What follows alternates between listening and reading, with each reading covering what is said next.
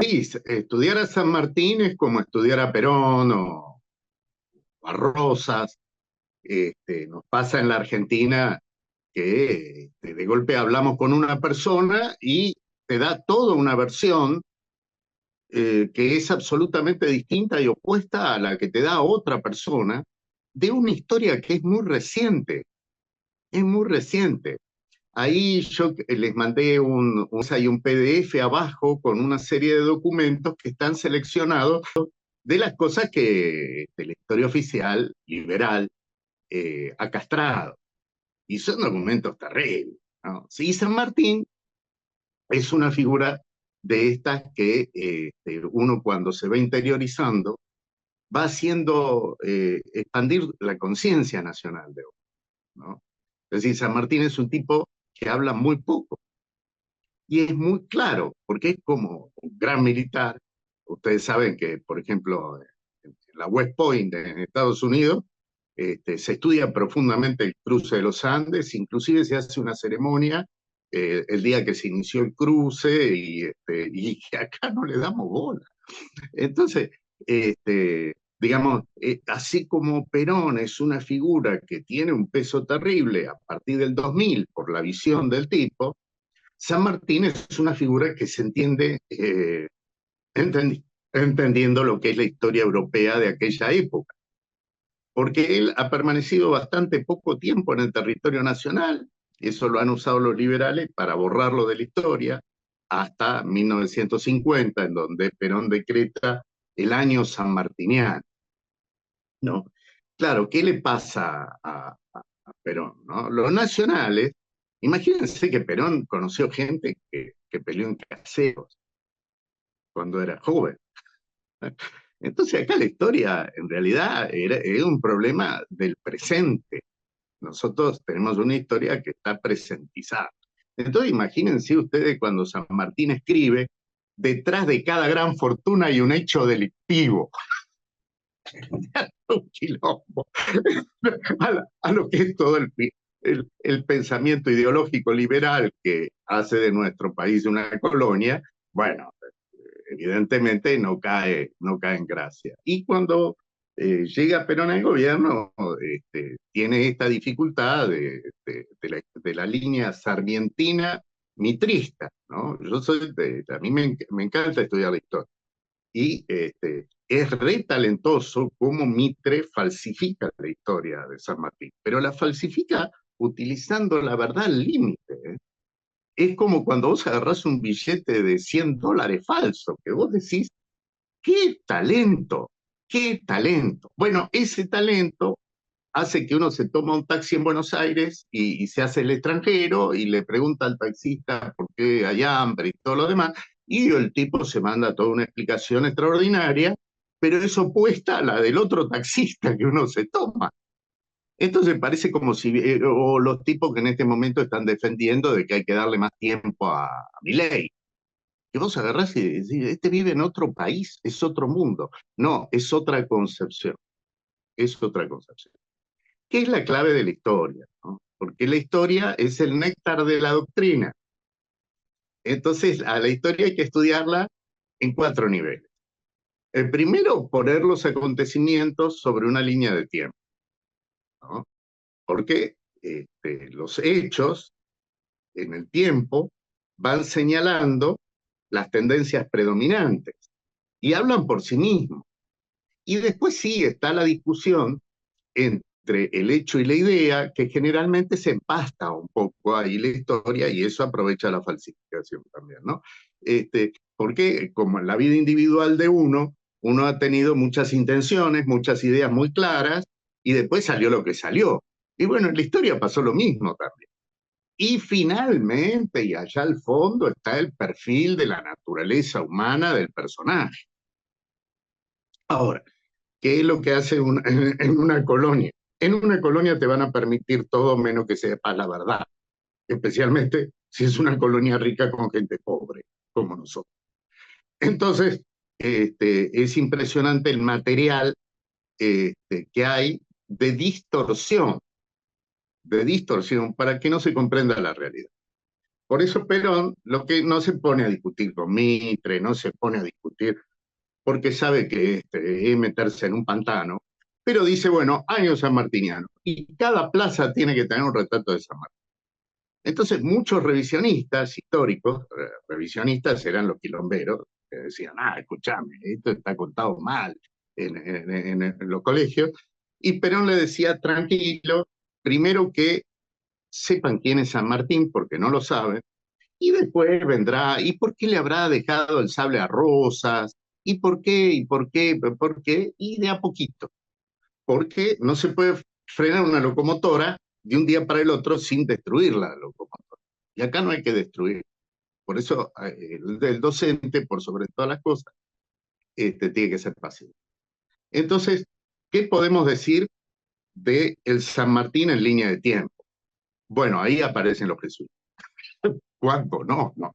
Es como en Francia, cuando había un despelote grande, ¿no?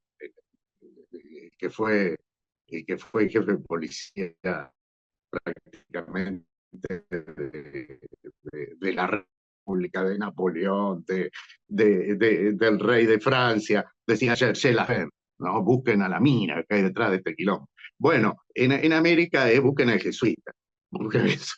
Porque San Martín nace en 1778, febrero del 78. ¿Y qué ha pasado? Y bueno, en el 6 los han expulsado a los jesuitas. Pero él nace en las misiones jesuitas. Y una orden que viene de Europa, por más que se ejecuta de una forma muy rápida y todo, no modifica culturalmente. ¿Cómo nos pasa a nosotros ahora que el liberalismo no puede ser modificado? A veces uno tiene una reunión y de ahí la violencia y el maltrato que tenemos entre argentinos. Nos maltratamos muchísimo. ¿Y por qué? Porque hay violencia y la violencia ocurre cuando una persona tiene miedo o no entiende algo. Entonces sí, entonces, eso hay que considerarlo y eso, bueno, hay que hacer lo que se puede con lo que se tiene. Entonces, sí, San Martín nace prácticamente año de la expulsión de los jesuitas. Pero también ha ocurrido una cosa muy interesante. En la expulsión de los jesuitas, también se ha creado el virreinato de las Provincias Unidas del Río de la Plata. Provincias, no colonias. Provincias como pueden ser lo de Barcelona respecto a Madrid. Es decir, tuvieron que aflojar en algo dando un garrotazo a lo esencial. ¿Por qué? Porque a América venía la parte más revolucionaria de Europa. Es decir, un profesor, acá vienen los mejores profesores de Europa, un profesor en Europa que empezaba a decir con el jesuita Mariana, con el jesuita Francisco Suárez, estos en el año 1613 decían, no, minga, ninguna autoridad se la otorga a Dios ni al rey, ni al juez, ni al general, se lo otorga al pueblo, y el pueblo se la deriva a él. Que es el principio de soberanía de la escuela de Salamanca de los Habsburgos, que los Borbones van a querer borrar, ¿no? Bueno, pero ya estaba instaurado. Usted ve la obra de Francisco Suárez, como Santo Tomás de Aquino, es impresionante la cantidad de volúmenes y tomos y estudios sobre la naturaleza y la legitimidad de la ley, y son unos análisis de derecho natural donde el tipo te explica lo obvio. Entonces, como cuando hablaba Perón, que te decía lo obvio, y vos decías, y sí, es así, ¿verdad? Bueno, entonces, lo que ocurre es que toda esa gente que está mal vista en Europa viene a América, viene a América. Porque la hispanidad, la indohispanidad americana, ha sido inclusiva, a diferencia de la sajona, que ha sido tan exclusiva que los ingleses de entrada dijeron el mejor indio es el indio muerto, y no hay indio, ni en Estados Unidos ni en Canadá, menos del 1% de la población. En cambio, en el resto se hace su universidad. Y en esas universidades hay 3 idiomas, el latín, el idioma vernáculo, el nahuatl, el quichua, ¿no? El idioma vernáculo y el castellano. Son trilingües. y están abiertas al mestizaje, que es la unión del conquistador español con el indio. Esto es mala palabra, y a partir de ahí no se entiende nada. Pero por eso es que de golpe sale un general como Perón, que es descendiente de indio, y el tipo la conoce a la historia porque se la contó la abuela. ¿Entendés? No se la contó un liberal que viene con el verso como esto que nos están afanando el país. Entonces, esto para dar un contexto general, ¿no?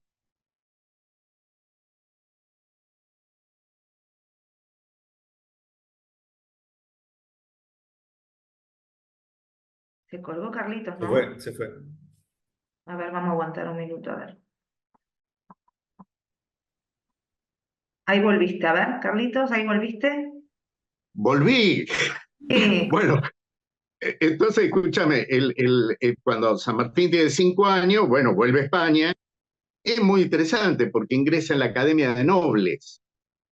Y la idea de nobleza que nosotros tenemos es la sajona, pero no es la española. En la española, todo pariente que ha tenido alguien que peleó contra los moros es hijo de algo. Por eso es que el gallego es medio anarquista, porque hasta los reyes tenían que jurar la fórmula para jurar de los reyes de España, se presentaban en la puerta de la iglesia y los cabildantes le decían, nos, que somos iguales a vos, pero que todos juntos somos más que vos, os juramos lealtad como rey, siempre y cuando cumpláis nuestros fueros, porque los fueros era lo que se repartió en la época de la guerra. Y también hay una concepción del espacio. ¿Se acuerdan la última charla que hablábamos mucho del espacio? Muy interesante. Ha sido móvil durante 700 años contra los moros. La concepción de la propiedad de la tierra es muy diferente a la sajona. Por eso es que, por ejemplo, en Santiago del Estero, hay gente que te puede donar título de propiedad, que son válidos, que están bajo escribano, pero no coincide ningún título con otro. ¿Y por qué no coincide?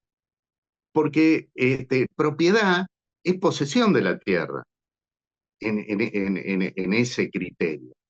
A mí me decía un plomero que tuve en la obra, que hice mucho de Santiago del Estero, una vuelta que se estaban peleando a patadas una pareja en un barrio cerrado, y Guzmán, me mira Guzmán de ahí de reojo y me dice, Carlos, estos no son dueños de nada. Y digo, ¿cómo decís eso, Guzmán, después, no? Y me dice, claro, mi abuela es de Santiago del Estero. Ella, donde vive, nunca pagó nada, porque ella es dueña. Es decir, dueño, ¿no?, es tener el uso de, ¿no? No la abstracción de un papelito firmado. Entonces, ya eso genera un conflicto americano que todavía no está resuelto. Una acusación penal porque yo estaba ayudando a la gente de Carco a meterse en tierras que eran privadas. Y entonces, bueno, la pucha, ¿no? Y me dicen ahí en el juzgado, no, vea, esto es usurpación y es un delito penal. El usurpador es un delito penal. Entonces me voy a hablar con los jesuitas. Y me dicen, vos decile, y me dio vos decile, escúcheme una cosa, tener cuerpo y ocupar espacio, ¿es un delito penal? No. Bueno, y si el tipo no tiene propiedad privada, si no tiene un lugar donde quedarse muerto, ¿qué clase de delito es ese? Entonces, lo hispanoamericano va directamente a la legitimidad, que es lo que hablaba últimamente Francisco, por encima de la legalidad. Y eso lo dice Francisco Suárez, y lo dice Mariana, y lo dice la Escuela de Salamanca en la época de los Habsburgo, de acá a la China, y obedece a lo que se llama el derecho natural, la lógica. Escúcheme, lo de la Cárcova, y el tipo se va a dormir en una plaza, la va a usurpar, ¿o no? Bueno, en este momento el liberalismo nominalista es totalmente reglamentario. ¿Cuántas veces fuiste a una municipalidad, decía algo y te decía, ah, no, pero reglamento? ¿ves? San Martín viene por la línea hispana y vienen por la línea, además le ha pasado una cosa terrible a San Martín, que esto no te lo explica nadie y en 10 minutos te lo explico y vas a darte cuenta.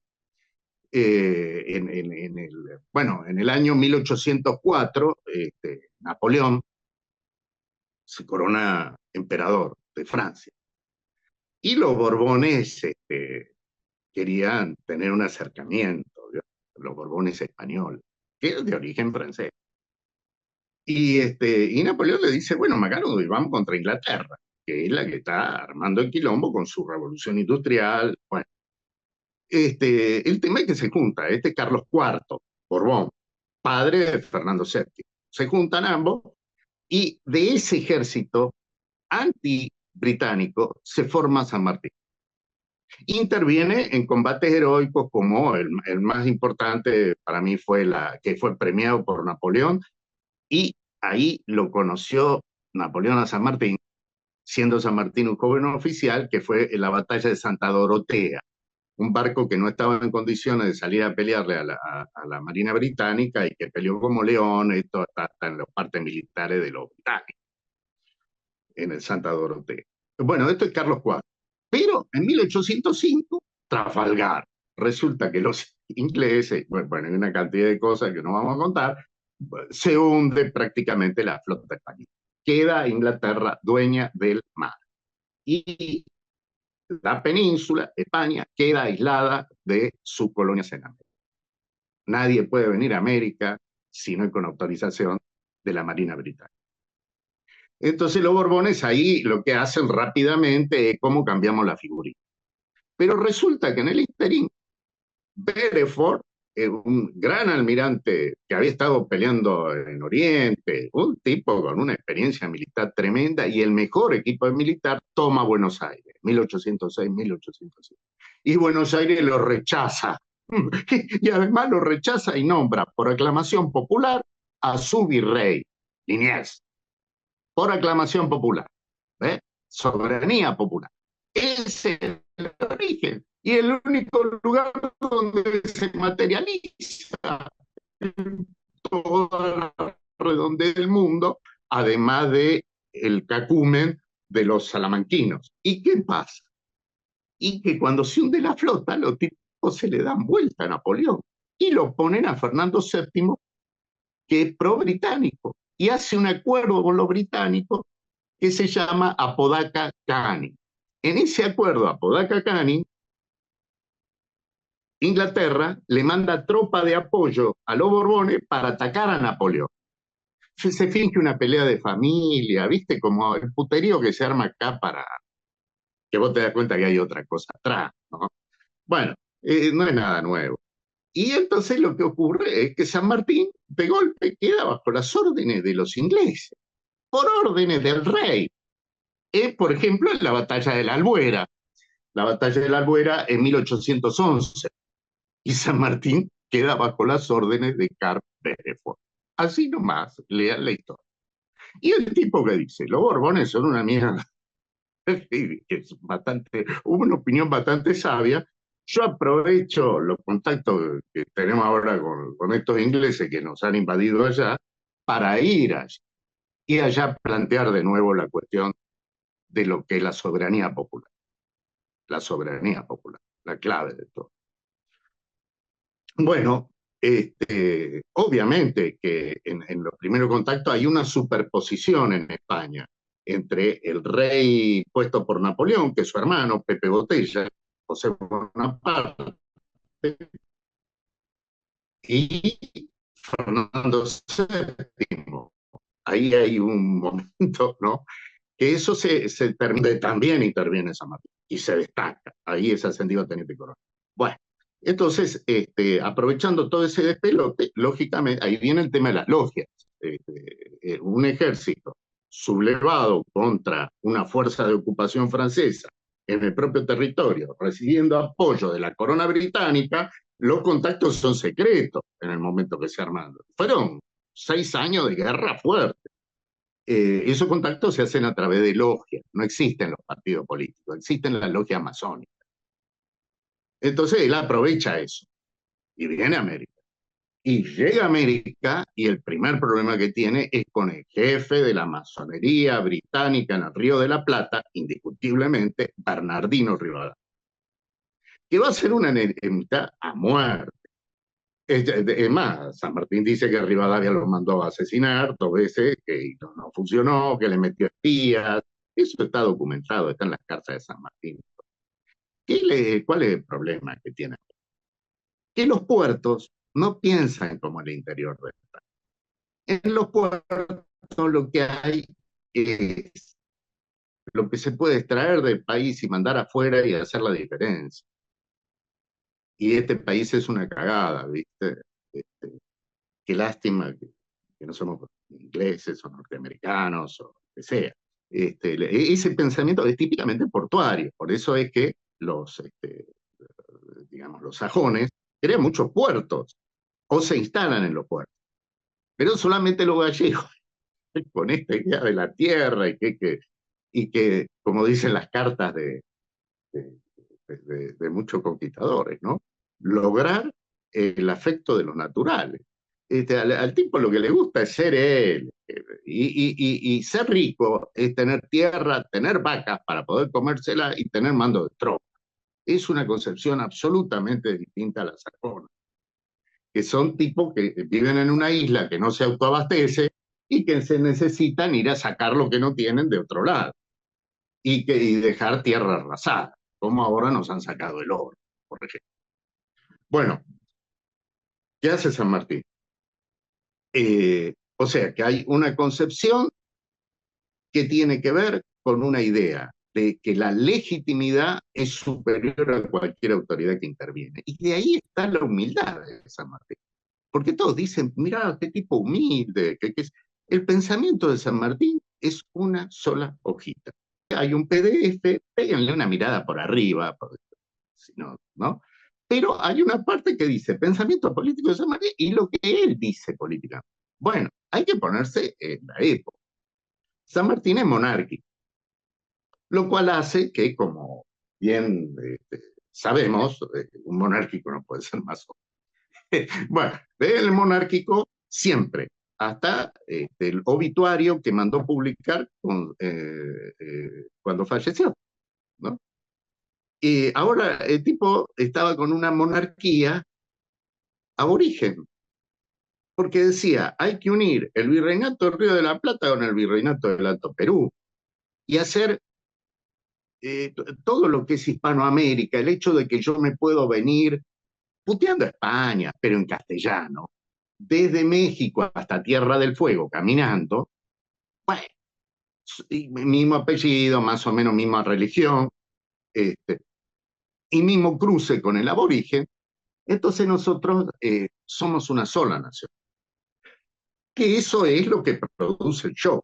Y también es lo que va a diferenciar a San Martín con Bolívar. Porque Bolívar era hijo del Marqués del Cocorote, que parece joda, pero se llama así, el Marqués del Cocorote. Él era marqués. Y en España, mientras San Martín andaba entrenándose militarmente en el regimiento de Murcia, de Soria, y al frente, y de los 12 años peleando, nada de. Bueno, o sea que tenía una formación que era teórica, pero hecha en el campo de batalla. Bolívar no, Bolívar era un paquetón, que en España se hace de la masonería británica porque él estaba en el despacho del escritorio, privado de Fernando VII. Él trabaja ahí. Y entonces, él tiene una cuestión ahí con los ingleses que va a terminar mal, ¿no? Va a terminar mal, pero que va a hacer que San Martín le dé algunos consejos en la entrevista de Guayaquil y le advierta, mira, acá vas a tener fuego amigo. Y es lo que pasó. Tuvo que prohibir la masonería por ley y ahí es donde lo asesina. ¿O no? Bien. Esos son hechos constatados. Ahora viene la cuestión de San Martín en nuestro territorio. Ahí Yo le voy a mandar un cuadro de San Martín cuando San Martín vuelve a... eh, esto es después de Guayaquil, en 1822 en Guayaquil, y él se quiere instalar en Mendoza, pero Rivadavia lo vuelve loco, a tal punto que no puede venir a ver a su mujer que se está muriendo, no puede entrar en Buenos Aires. Y porque es amenazado de ser detenido por traidor a la patria. Muchas veces el tipo se ha tenido que poner muy duro. Hay una carta de San Martín donde dice, bueno, déjense de joder, por el amor de Dios, los porteños de Buenos Aires que solamente piensan en hacerse un negocio con las crisis del pueblo. Eso de la crisis nacional es la crisis del pueblo. La crisis del Estado es la crisis de cómo administro yo eso. Porque Estado no es nación. Nación es pueblo, realidad material y biológica. Eso. Entonces, que alguna vez San Martín dijo, bueno, si siguen jodiendo, me hago general chileno. Déjense de joder. Bueno, no lo deja entrar Rivadavia, lo acusa de traidor, lo están esperando para juzgarlo.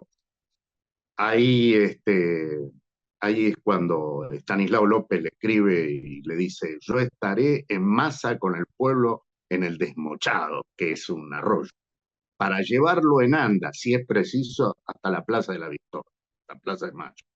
Y el tipo dice, bueno, me meto en esta, porque ya habían empezado nuestra guerra civil, inconclusa guerra civil, basta hablar con un gorila para verle el odio, y decir, este tipo no mata porque la ley lo prohíbe, pero el día que le guiñen un ojo sale a matar gente. ¿Vieron el odio alocado del gorila? Es una cosa increíble. Bueno, y un gorila que vive a decir, qué cagada que nací en la Argentina. A mí me hubiera gustado ser inglés y tomar el té, como me dijo un taxista, ¿no? Y yo le decía, pero vos te pensás que te iban a invitar a tomar el té o que ibas a hacer cananá. No, boludo, vos ibas a hacer como en la India y te iban a romper el culo a patadas como hacía la forestal inglesa, pagando con vale, con policía propia.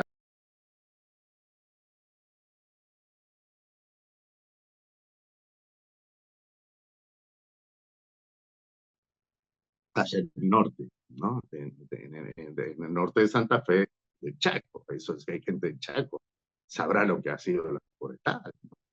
Y los tipos decían, ¡ay, qué bueno el patrón! ¿No? El patrón golpea, pero paga.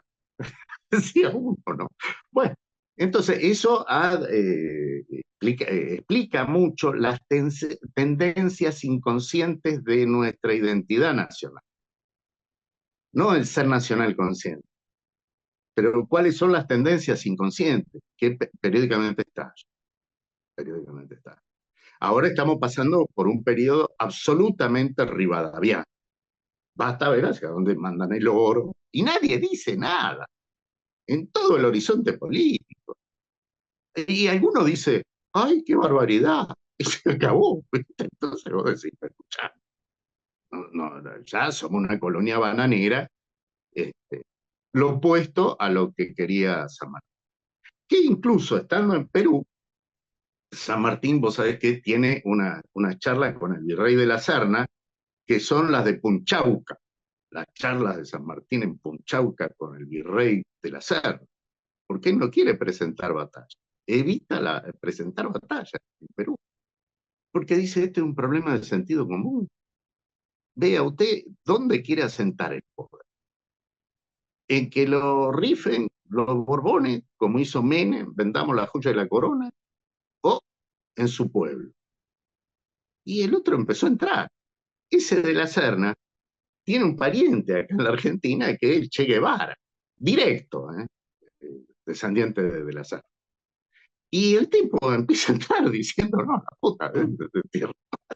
Entonces, digamos, entre las 33 universidades, entre el pasado jesuítico de la soberanía popular de Francisco Suárez, no se olviden que los enemigos de San Martín en aquella época, para putearlo a San Martín, le decían suarista. Está en los diarios, lo escribe Sarmiento, lo escribe Mitre, el Rivadavia ni te cuento. ¿No? Y tienen un ala izquierda también, porque la colonia te pega con una ala liberal de derecha, que es la más violenta, pero también con una, y ese Marianito Grondón, Mariano Moreno, bastante parecido, que era el abogado representante de la Cámara de Comercio británica que pide en su famoso plan de operaciones, el punto tercero, inciso sexto, pide que le entreguemos a Inglaterra la soberanía de la isla Martín García para que Inglaterra garantice la libre navegación de los ríos y el libre comercio sin aduana. Y esa es la parte que no te cuenta, porque lo que tratan es que haya una pelea entre la derecha colonial y la izquierda colonial, cuando el problema es unir a la izquierda nacional con la parte de la derecha nacional, porque José Hernández en el Martín Fierro es un nacional, por más que digan, ay, ¿cómo pondera la barbarie?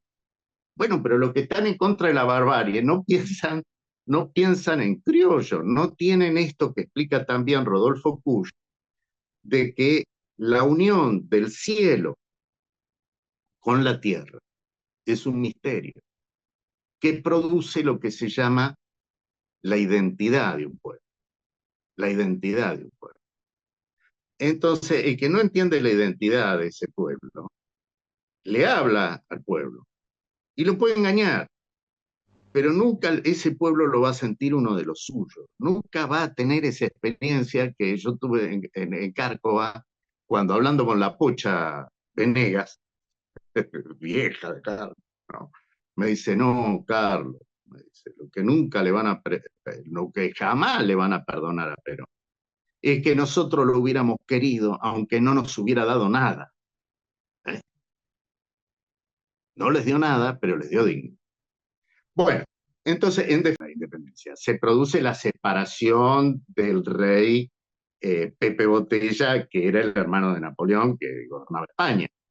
Y eso se hace con el apoyo británico, de acuerdo al convenio de Fernando VII con la corona británica, que es el Tratado de Apodaca-Cani, que a que no te lo enseñaron en el colegio, el Tratado de Apodaca-Cani. Bueno, y San Martín se viene para acá, llega en 1812, lo primero que hace es un movimiento para plancharlo a Rivadavia, porque si no ya esto es un prostíbulo inglés. Y en 1813 la batalla de San Lorenzo, en 1814 lo reemplaza Belgrano, hay una reunión muy linda con Belgrano, ahí en el Ejército del Norte. Belgrano en ese momento está casado con la hermana de la mujer de don Juan Manuel de Rosa, doña Encarnación Escurra. La hermana está casada con Belgrano en el momento que se produce la reunión y hay un chico ahí jugando que va a ser Manuel Rosas y Belgrano, que después, muerta la madre, con todas las insidias que tuvo Belgrano, lo adopta, lo adopta Rosas. Y empieza a formar el ejército para el cruce de los Andes. El secretario privado de él, que por eso esa película, que la última que se hizo de San Martín, es bastante buena, que empieza con un viejito que no tiene un mango en una pensión, y que es Manuel Corbalán. Manuel Corbalán, y ahí tengo la carta de Manuel Corbalán, firmada por el original. Manuel Corbalán, secretario privado de San Martín para el cruce de los Andes, y después el secretario privado de un personaje interesante que es Manuel Dorrego. Y después fue secretario privado de Juan Manuel de Rosa. Bien, secretario de campo era de Manuel Dorrego. Manuel Dorrego es un tipo que los panistas le gustaba la noche, un tipo simpático, y bueno, no va a joder. Pero el tipo cuando asume su función, reemplazando a Rivadavia, se pone en serio y hace una constitución, cosa que tampoco te la van a enseñar y que está en el Museo de Louvre. ¿Y saben cómo se llama la constitución? Y adivinen después por qué lo fusilan a Dorrego, ¿no? Se llama Contra los abusos del capital porteño. Sí, el primer artículo. ¿no? Entonces, una constitución de toda la provincia contra los abusos de los mercaderes que vienen a afanarte y que son como ahora los dueños de los medios, ¿viste? Que te hacen la cabeza. Bueno, entonces ahí lo asesina, porque eso fue un asesinato, era el gobernador, y Lavalle recibe la orden de la logia de, de fusilarlo sin dejarlo hablar. En ese momento venía para Buenos Aires José de San Martín, porque hay un intento de retorno a José de San Martín, que es del año 1821, donde estuvo anclado en Uruguay. Él cuando llega al puerto de Montevideo se entera de que lo fusilan a Dorrego. Dice, pero ¿quién fue el animal? Un soldado de él, el sable sin cabeza, Lavalle. Bueno, y San Martín le dijo cosas muy desagradables y se volvió, y se volvió. Y Lavalle quedó puteado por su antiguo jefe, puteado por la población que decía, iba el asesino de Dorrego, financiado por Inglaterra, por Francia, las campañas de Lavalle contra Rosas, exactamente lo mismo que van a participar en la guerra del Paraná, 5 años de guerra contra Inglaterra y Francia, que le ganamos, que le ganamos. Pero claro, la identidad era más fresca y todavía había gente de coraje. La proyección de San Martín. San Martín no es un tipo que va a pensar del puerto para afuera como Rivadavia, los unitarios, los leguleyos, todos los tipos que tenían un negocio en Buenos Aires y que decían, ay, qué mal, el proteccionismo, libre comercio, y contrabandeaban. Y además escribían la historia, y en la historia, como tenían guita, había buenas plumas para contarte que eran lo bueno de las películas, lo bueno de las películas. Y no era como ahora que tenemos estos aparatitos y más o menos uno puede ver los documentos, ¿no? Para nada. Eh, San Martín ha intentado con Belgrano poner un rey inca y una monarquía constitucional. Este rey inca, están las cartas, son muy interesantes las cartas de San Martín, cuando el Congreso de Tucumán y la carta de San Martín con Rosa, que no tienen desperdicio, ¿no? Pero acá les leo un pedacito. Dice, ¿no? Ya digo a la Prida lo admirable que me parece el plan de un inca a la cabeza. Las ventajas son geométricas. Es la unión del virreinato del Alto Perú con la unión del virreinato del Río de la Plata bajo la autoridad de un inca. Porque decía, si nosotros que nos mezclamos con los incas, ustedes saben que Tupac Amaru, segundo, el de la sublevación, es pariente de San Ignacio de Loyola. El pensamiento de San Martín está vivo mientras haya el sentimiento de unidad indo-hispanoamericana y mientras la dignidad pase por la soberanía. No me venga a hablar de dignidad si no me da soberanía. Bueno, hay algo que se llama derecho natural, que de lo que estamos hablando está en la realidad, no lo inventamos. Por eso es que tienen que ser tan violentas las versiones contrarias, tan violentas. Esto de que la realidad camina por sus propios pies. Y sí podemos decir, yo la opinión que tengo de San Martín, un naturalista. Derecho natural, que él había estudiado, era lo que pesaba por encima de todo. Por eso él cuando se va del Perú, eh, y esto hay historiadores que lo cuentan bien, historiadores peruanos, el pueblo estaba ofendido.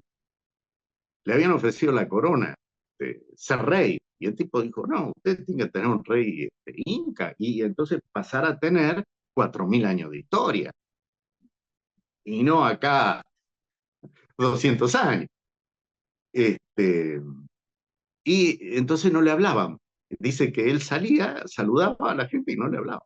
Entonces me pregunté, ¿qué pasa? Dice, no, porque usted ha producido una división en el pueblo peruano. Hay unos que dicen que le hemos ofrecido poco y que por eso es que usted no ha aceptado nunca nada. Y hay otros que dicen que no quiere nada porque nos desprecia. Entonces hay ahí un choque. Y el tipo dijo, bueno, yo voy a mandar una carta y voy a pedir. Toco. Y pidió el estandarte de Pizarro, que tuvo hasta que murió en Boulogne-sur-Mer, y los sellos con que se firmó la sentencia de muerte de Tupac Amaru. Eso es lo que San Martín se lleva. Y me parece que acá ya termino, ¿no? Esto es, hay, yo recomiendo un autor para el tipo que le gusta San Martín, que es Galasso. Galasso, un tipo honesto, porque vos te das cuenta que muchas cosas que escribe Galasso, tipo dice, yo me encontré con esto y no lo entiendo del todo, pero esto es el material probatorio. Y sí, cuesta mucho en la Argentina encontrar un historiador honesto. ¿No?